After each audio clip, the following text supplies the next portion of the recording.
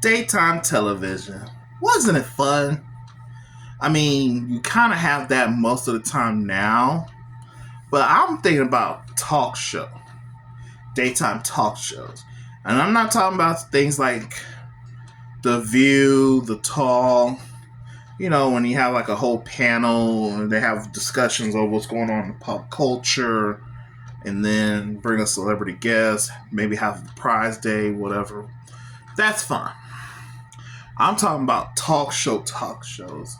You got some like Jerry Springer, got arrested. So your Steve Wilkos, a couple of your court shows.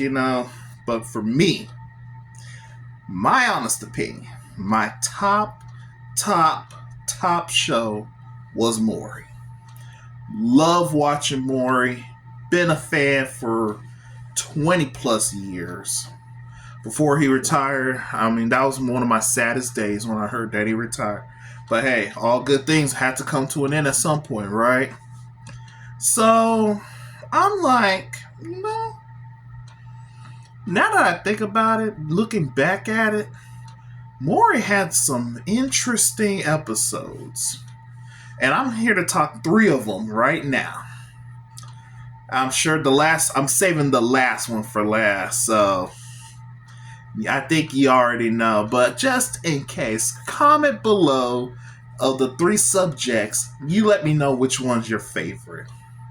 So let's go ahead and start out with the first one. We have phobias.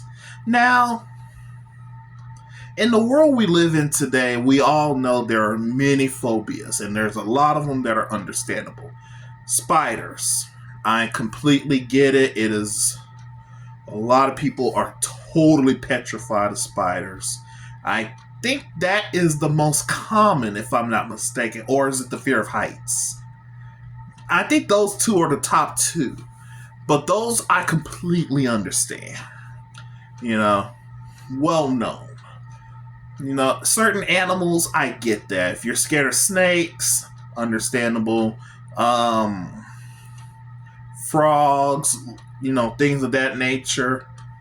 My eyes are itchy. Oh man, I need to put some eye drops. I'll get to it later. But then you got some folks that are afraid of everyday things we see. I saw a woman scared of mustard.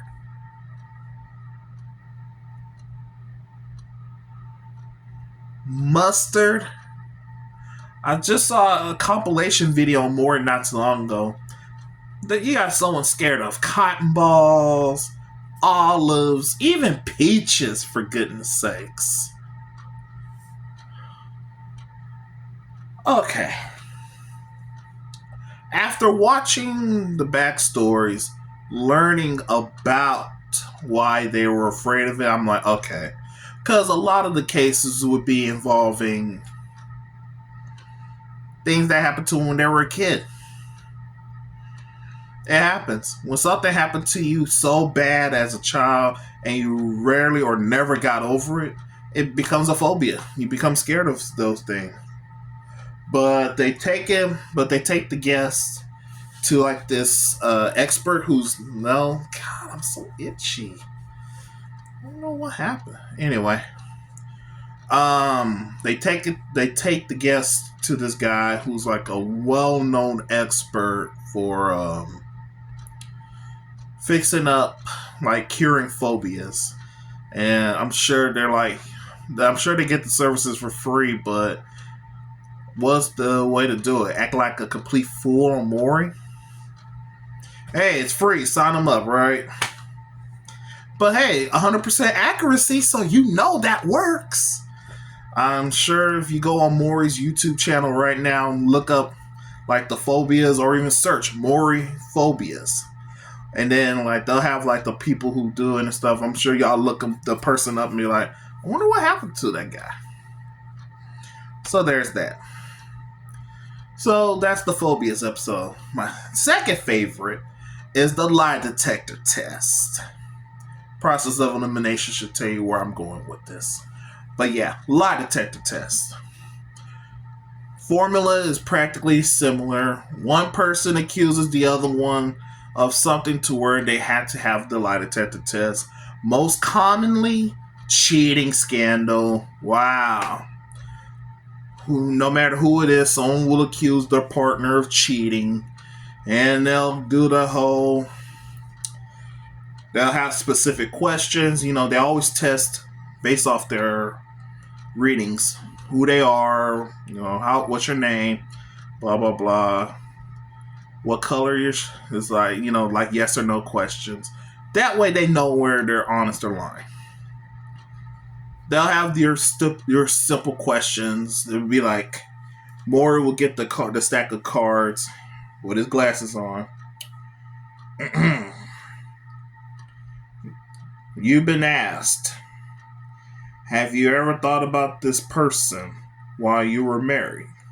You said no. The lie detector determined that was a lie. Have you ever received nudes of this person and then quickly deleted it so your partner won't find out? You said no. The lie detector determined that was a lie. And they keep asking those type of questions, but then they get to the main one. The main question why they were there in the beginning. Have you had sexual intercourse with this person in any way, shape, or form? You said no. The lie detector determined you're telling the truth. Uh-oh. You may not get away scot-free, but at least you didn't commit the actual act. So all you'll get is you got out of this time. Don't send nudes. I saw a few episodes where where one person accused the other, whether it's a woman accusing a man or a man accusing a woman. They cleaned and passed the entire test. Never cheated, never talked to anybody in a sexual manner, never did anything like that. Ooh, could you imagine if you were caught in that situation and you passed that test with flying colors and then they go, oh. If it was me, I'd be like this. I'd be like, if it's football, I challenge you now, bitch. Oh, yes. Now let's see how you would pass. And watch, they'll be the ones failing. And watch, they'll be the main ones that's going to fail that test. And then you're going to be like, I'm out. Accusing me, and then you the one that did this the whole time. You made yourself. Congratulations. You played yourself. I'm out of here. DJ Khaled. Chapter 3, verses 5. Congratulations. You played yourself. Yeah, that one that will be the ultimate revenge story. But folks, when it comes to Maury, there's only one episode. I'll pop a bag of popcorn, be like, baby, turn the lights down. Maury's coming on. You know what I'm talking about. The paternity test. That's my crack. I love watching those paternity tests. Everybody knows the whole formula of that one. Woman comes on the show, accuses a guy being the baby daddy. The man denies it. He's like, man, she sleeps with everybody in the hood, blah, blah, blah. And then they bring him out. The crowd boos him to the moment he dies. He flicks them off like, screw all of y'all. Mm-hmm. And what's funny is the fact that the guy, he'll be like, man, bitch, get out of my way. Man, screw everybody. Maury, what's good, man? What's good, Maury? I'm a big fan of your show. I subscribe to your newsletter. I like your stuff. But bet this woman over here, woo. Then they go jabba, jabba, jabba, jabba, jabba, jabba. Maury just sitting back like, I wonder if I can put some bets in this episode. And best believe, I promise, there's some people somewhere around this country that had like a betting system. It's like put money on if you think this guy is the father, and money on who you think he's not the father. It don't even have to be money. It could be food. It could be whatever. And then it's like we all go, okay, let's do that. I'm sure somebody did that. I'm sure of it. So then he goes, I got the results right here. Crowd goes insane, and then he would ask that one question. If you are the father of this child, will you take care of said child? He'd be like, yeah, I'll take care of my child. If it's my child, it better not be nobody else's. And ma'am, you said that he is the father. How sure are you? Here's how you know. When she says anything higher than 100, she's lying. I'm 1,000% sure he's the father of my child. He's the father of our baby. All right. In a case of 3-year-old Mike, Tom, and this is when he does that little pause. Tom. It's like time stood still. You're like,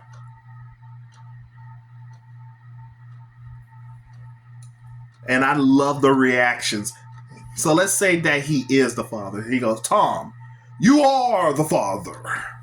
She's like, I told you. He's like, damn, I actually gotta raise this ugly ass child. Well, I can't really say all that because half of him is me. Well, he got that from the mama's side. I didn't know what I was thinking. I knew I should have wore a condom that night. Oh well. Gotta be a man of my word. Yay, he's my son. Hooray. Yay, she's my daughter. Hooray. You know, she'll be the one gloating. And could you imagine when they get out of this show, like they get into some argument, and it's like she'd be like, he's like, man, you know what? I'm out of here. Oh, so you're gonna be a deadbeat? Do we have to get back to Maury again? You are the father, so I'll get the child support. Some of them act like bobbleheads. But the best ones, obviously, are the ones when they say that he's not the father. In the case of 3-year-old Mikey, Tom, you are not the father. He's like, yeah!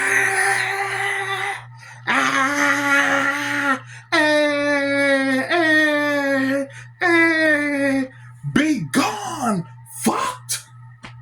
And what does she do? I can't believe this.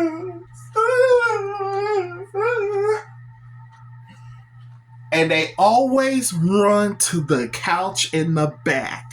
That couch should have its own Hollywood, on the Hollywood Walk of Fame. It should have its own spot. That couch covered so many tears and farts from those women. Get the cameras away from my face. That part always gets me.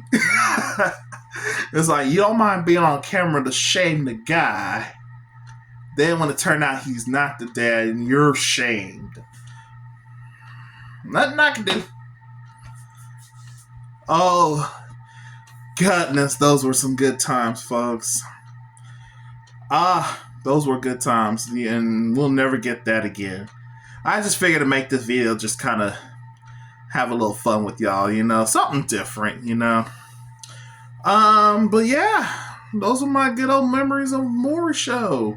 Now, if you guys don't mind, I will go back to watch the You Are Not the Father paternity test episodes. And I will pop some popcorn, turn down the lights, and have a good time. And I hope y'all have a wonderful time as well. If you do enjoy the video, make sure you hit the like button, subscribe to yours truly, and share among those that might want to enjoy the story. See ya!